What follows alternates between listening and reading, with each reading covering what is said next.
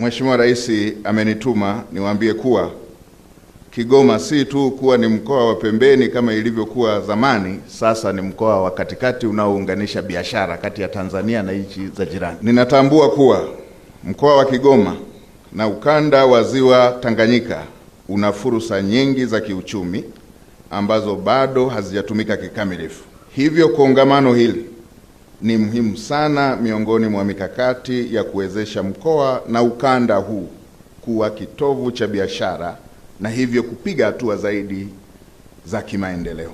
Kwa hiyo, ndugu washiriki, mkoa wa Kigoma ni miongoni mwa mikoa ya kimkakati kibiashara na uwekezaji hapa nchini na kwa nchi za jirani. Katika mkoa wa Kigoma tunayo bandari kubwa ya Kigoma ambayo kwa zaidi ya miaka 100 imekuwa kiunganishi kikubwa cha biashara na uwekezaji ndani na nje ya nchi yetu. Ukanda huu una fursa zikiwemo usafirishaji, uzalishaji, uchakataji, kilimo, uvuvi, madini, utalii pamoja na viwanda. Viongozi wetu na watendaji, wekeni mikakati ya kuwahamasisha wananchi wote kulinda na kuimarisha usalama pamoja na miundombinu yote inayojengwa ili kukuza biashara na uwekezaji katika ukanda wa Ziwa Tanganyika.